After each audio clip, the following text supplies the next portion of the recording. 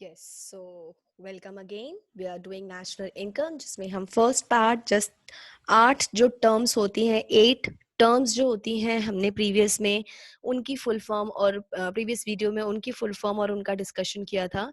तो आज हम आगे अपना टॉपिक को कंटिन्यू बढ़ाते हुए अब हम ये देख रहे हैं कि भाई ये डिफरेंस अराइज ही क्यों होता है। What is the difference between gross and net, what is the difference between domestic and national, and ये मार्केट प्राइस और फैक्टर कॉस्ट का मतलब क्या है। सो आज हम इनकी मीनिंग देखने वाले हैं, ठीक है। यस तो आइए शुरू करते हैं। सबसे पहला जो हमने टर्म देखा था,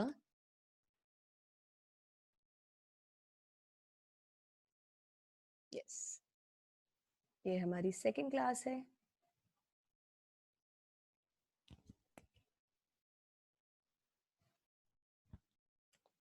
राइट तो आपकी जो इस क्लास में हम देखने वाले हैं बेसिकली कि क्या डिफरेंस है। तो फर्स्ट हमारा जब हम बात करें तो वो डिफरेंस था किसका, ग्रॉस एंड नेट का। तो हमारा आज का फर्स्ट कॉन्सेप्ट है डेप्रिसिएशन। फर्स्ट कॉन्सेप्ट है डेप्रिसिएशन।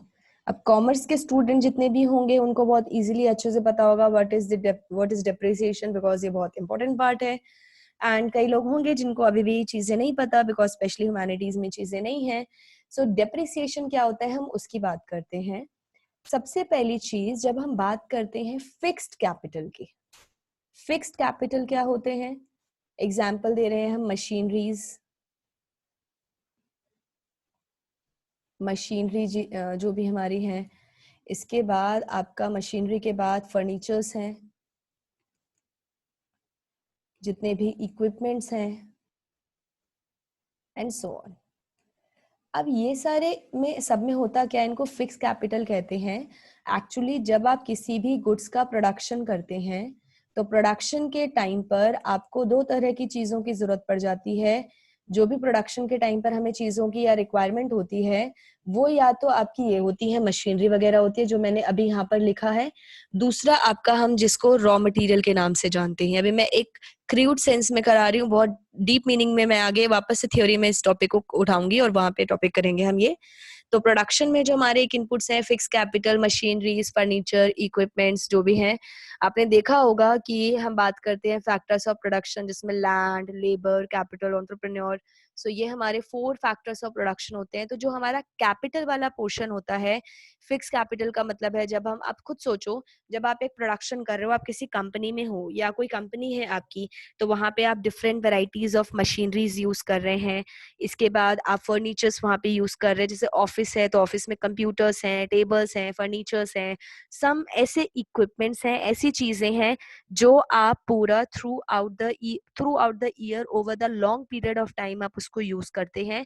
वो राइट सो आपका बेसिकली जब हम प्रोडक्शन कर रहे हैं तो हमें जैसे मैं आपको एक फर्म का एग्जांपल दे रही हूँ, तो वहाँ पे जितने भी फर्नीचर्स, ऑफिस वगैरह में जो चीज़ें over the long period use हो रही हैं, ये सारी चीज़ें हमारी क्या होती हैं, ये आपका फिक्स कैपिटल कहलाती हैं। ठीक है, जैसे ऑफिस में हमने कंप्यूटर या फर्नीचर्स की बात कर ली, और एक फैक्ट्री है तो वहाँ पे बहुत सारी मशीनरीज वगैरह हैं। तो ये क्या हो रही है, बहुत टाइम तक इस्तेमाल हो रही हैं, तो इसीलिए इनका यूज जो है प्रोडक्शन करने के लिए एक साथ नहीं हो रहा है, ये थोड़ा थोड़ा थोड़ा थोड़ा यूज हो रही है बहुत लंबे सालों के लिए, ठीक है। तो जितना भी इनका यूज होता है, जितनी इनकी वैल्यू धीरे धीरे डाउन जाती है, जितना हमने इस करंट ईयर में उनको थोड़ा बहुत यूज कर लिया, कि जैसे कि मान लो कि एक फर्नीचर था या एक इक्विपमेंट था, इसकी वैल्यू 10,000 रुपीज थी पहले साल, लेकिन अगर अब मैं इसको मार्केट में बेचूंगी तो इसकी वैल्यू 9,000 होगी। मैंने इसको 10,000 रुपए में खरीदा था, और अभी जब मैं उसको मार्केट में सेल करूंगी तो वो 9,000 की होगी। तो मैंने 1,000 जो है उसकी वैल्यू डाउन कर दी है इन ईयर 1। यानी फर्स्ट ईयर में मैंने उसका कितना इस्तेमाल कर लिया, 1,000 उसकी वैल्यू के बराबर यूज कर लिया। और इसी चीज को हम किस नाम से जानते हैं, डेप्रिसिएशन के नाम से जानते हैं। सो अगर हम प्रॉपर डेफिनेशन करें डेप्रिसिएशन की, so the proper definition is the wear and tear. The wear and tear in the capital goods कह लो, फिक्स कैपिटल कह लो. सो वियर एंड टीयर जो हमारा किस में हो रहा है, कैपिटल गुड्स में हो रहा है, उसको हम डेप्रिसिएशन कहते हैं. और कैपिटल गुड्स वही है ऑफ जो हम over the long period inputs को यूज करते हैं रॉ मटेरियल्स के अलावा. ठीक है. सो जो भी उनकी वियर एंड टीयर हो रही है, जो भी वो टूट रहा है, या जब फॉल इन वैल्यू भी आप लिख सकते हैं कि धीरे धीरे उनकी जो वैल्यू है टाइम टू टाइम वो कम होती जा रही है. तो जितना भी उसका वैल्यू डाउन जा रहा है, आप खुद से इमेजिन करो कि अगर आपके पास कोई भी प्रोडक्ट है तो धीरे धीरे उनकी वैल्यू डाउन जाती है. आप उसको थोड़ा थोड़ा हर बार यूज करते हो. अगर एक बेड है, मैं आपके घर का एग्जाम्पल दे रही हूँ, हाउएवर ये प्रोडक्शन का एग्जाम्पल नहीं है, मैं पहले ही क्लियर कर दूं. बेड है तो आप उसको वो पूरा एक साथ यूज नहीं होगा. अगर वो 10 साल यूज हो रहा है, 10 ईयर्स के लिए यूज हो रहा है, तो आपने उसका थोड़ा थोड़ा थोड़ा 10 ईयर्स तक यूज किया है.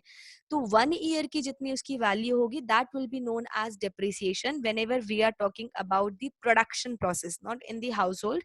घर के यूज के लिए हम बात नहीं कर रहे हैं. जब प्रोडक्शन में इसी तरह से ऐसे फर्नीचर्स, ऐसे इक्विपमेंट्स एंड मशीनरीज हैं जो over the long period of time use हो रहा है, इन दैट केस आपका उसका थोड़ा थोड़ा यूज ईयरली हम कर रहे हैं. तो जितना भी यूज हमने अभी किया है उसी को हम डेप्रिसिएशन कहते हैं. ठीक है. तो अब हम जब देखें डेप्रिसिएशन का, मैंने आपको मीनिंग बता दिया.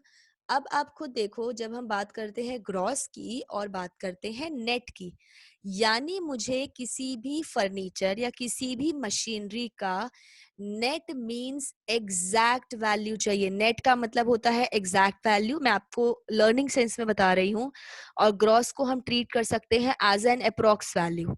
सो व्हाट डू यू, यहाँ से क्या हम इंटरप्रेट कर सकते हैं कि whenever we are talking about कि हमें किसकी चाहिए, एग्जैक्ट वैल्यू चाहिए, इन दैट केस आपका जो भी वैल्यू डाउन गया है, डेप्रिसिएशन आपका जितना भी आपने यूज किया है, जो भी उसकी वैल्यू डाउन गई है, आप उसको क्या कर देते हैं, आप उसको सब्ट्रैक्ट कर देते हैं, यानी आप उसको माइनस कर देते हैं. ठीक है.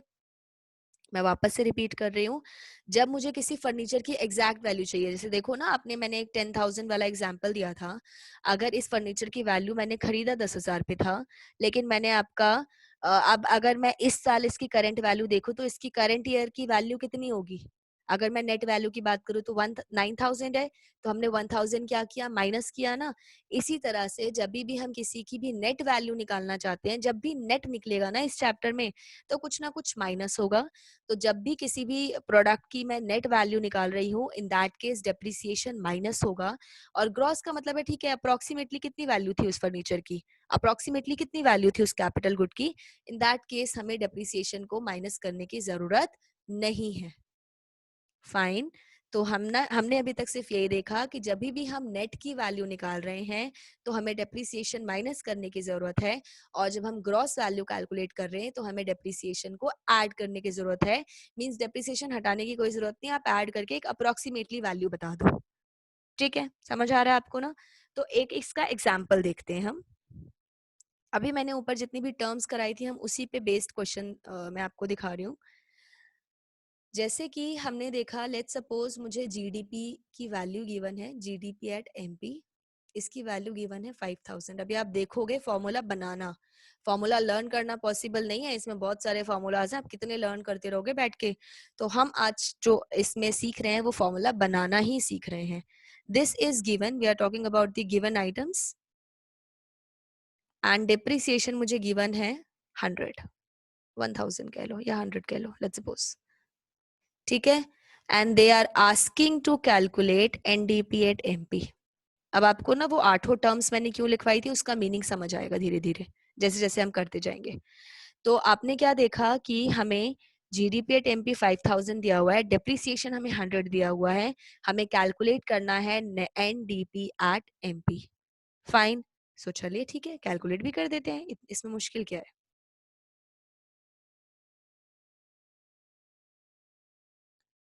तो हमारा सोल्यूशन होगा, यस, द फर्स्ट रूल, जो भी हमें कैलकुलेट करना है आप उसको लिखेंगे लेफ्ट हैंड साइड, और जो आइटम मुझे गिवन है आप उसको लिखेंगे right hand side. I am repeating once again, जो मुझे कैलकुलेट करना है आइटम, आप उसे लिखेंगे लेफ्ट हैंड साइड इक्वेशन की, और जो चीज गिवन है आप उसे लिखेंगे right hand side. Fine. Now we will compare कि ये इक्वालिटी एग्जिस्ट करती है या नहीं. आप ये देख रहे हो कि ये डीपी और डीपी सेम है, एमपी और एमपी भी सेम है. सो डिफरेंस किस में है? एन और जी में. चलिए फर्स्ट टर्म है ना, फर्स्ट टर्म में डिफरेंस है, तो फर्स्ट टर्म क्या डिनोट करता था, याद है आपको? Here it is. First term denote करता है G for gross and N for net. ठीक है, आ जाते हैं हम अपने क्वेश्चन में. यानी मुझे क्या कैलकुलेट करना है? मुझे नेट कैलकुलेट करना है, और मुझे गिवन है ग्रॉस. अभी हमने देखा कि जब भी मुझे नेट कैलकुलेट करना है, यहाँ पर मुझे नेट पर जा रही थी, मेरा एरो नेट की साइड है, I am here calculating the net value. In that case what we have to do, हमें डेप्रिसिएशन को माइनस करने की जरूरत है. सो व्हाट विल, हमारा फॉर्मूला क्या बन गया? हमारा फॉर्मूला बन गया, जब हम नेट निकाल रहे हैं तो हम डेप्रिसिएशन को माइनस करेंगे, और ये हमारी वैल्यू आ गई 5000 माइनस 100.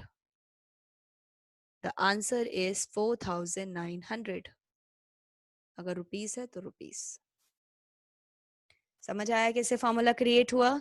सो आपने इस वाले तरीके से फर्स्ट आपने एक फॉर्मूला क्रिएट किया, एंड सेकंड उसकी वैल्यू पुट ऑन करके आपने द सेकंड एक टर्म से आपने दूसरी टर्म कैलकुलेट कर ली. जीडीपी एट एमपी से एनडीपी एट एमपी कैलकुलेट कर लिया आपने. फाइन. एक और एग्जाम्पल देते हैं, और ये एग्जाम्पल आप सॉल्व करेंगे.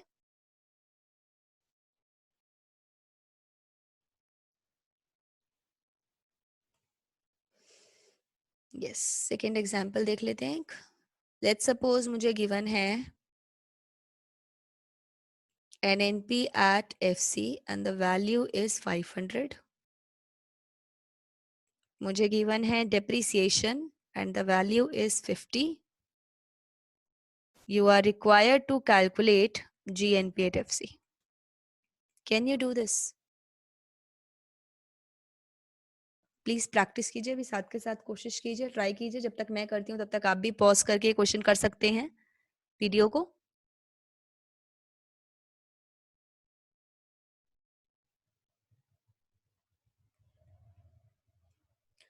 द रूल इज, जो भी कैलकुलेट करना है we will write it in the left hand side. जो गिवन है हम उसको लिखेंगे right hand side. First rule. Then we will compare, क्योंकि अभी मैं कंपैरिजन इसीलिए करना सिखा रही हूँ, आगे भी हम ये चीजें करने वाले हैं. अभी हम सिर्फ एक टर्म की बात की है हमने.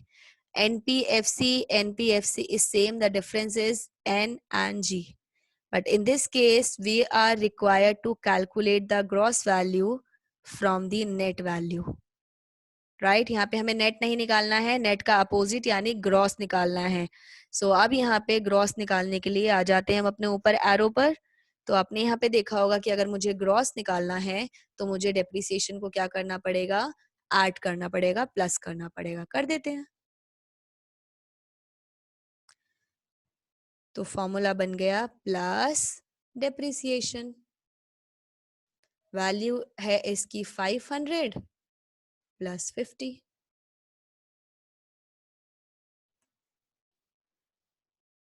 The answer is 550. Here is the answer. ठीक है, समझ आ गया आपको? So this is all about the first term which is the difference between gross and net, जिसमें हमने देखा कि इनका डिफरेंस डेप्रिसिएशन होता है. Depreciation is the fall in the value of fix capital. Fixed capital means those inputs which we use over the long period of time. So whenever we are required to calculate the net value, यानी जब हमें net value निकालनी है, in that case what we will do, will minus जो हम करेंगे depreciation को minus करेंगे, और जब हमें ग्रॉस वैल्यू निकालनी है तो हम डेप्रिसिएशन को ऐड करेंगे. So in the first example we have seen that the value of GDP at MP जो हमें गिवन था it was 5000, depreciation was 100 and we are required to calculate NDP at MP. Rule number 1, हमें जो भी निकालना है, calculate करना है, हम उसको लेफ्ट हैंड साइड लिखते हैं, और जो हमें जिसकी वैल्यू गिवन है उसे हम राइट हैंड साइड लिखते हैं. तो हमने फिर कंपैरिजन करा तो हमें ग्रॉस और नेट का डिफरेंस नजर आया, और यहाँ पे मुझे ये कैलकुलेट करना है. मुझे ये कैलकुलेट नहीं करना था, मुझे लेफ्ट हैंड साइड वाली कैलकुलेट करनी है. दैट मीन्स मुझे नेट वैल्यू कैलकुलेट करनी है, और नेट वैल्यू कैलकुलेट करने के लिए मैं क्या करूंगी? मैं डेप्रिसिएशन को माइनस करूंगी. ठीक है, so वैल्यू मैंने पुट कर दी and here is the answer. Similarly, we have seen the second example in which हमें NNP at FC की वैल्यू गिवन थी, डेप्रिसिएशन हमें गिवन था और हमें कैलकुलेट करना था GNP at FC. फाइन. सो जो मुझे कैलकुलेट करना था अपने रूल के अकॉर्डिंग मैंने उसको लिखा लेफ्ट हैंड साइड, जो मुझे गिवन था उसको मैंने लिखा राइट हैंड साइड, और अब मुझे यहाँ पे ग्रॉस वैल्यू निकालनी है इसलिए मैंने यहाँ पे डेप्रिसिएशन को कर दिया प्लस. मेरा फॉर्मूला तैयार हो गया, मैंने आइटम्स की वैल्यूज पुट कर दी and here is the answer. So this is all about the first term. In the next video, we will talk about the second term, domestic or national or MP or FC, right? So इस video के लिए इतना ही. I hope आपको जितना भी मैंने अभी topic कराया होगा वो समझ आ गया होगा. हम बहुत सारे ऐसे प्रैक्टिस करते रहेंगे धीरे धीरे सो दैट आपके टॉपिक बहुत अच्छे से क्लियर हो जाए. बेसिक बहुत इंपॉर्टेंट है और ये आप स्किप नहीं कर सकते आपको जब भी नेशनल इनकम स्टार्ट करनी है तब. ठीक है, thank you so much for watching the video.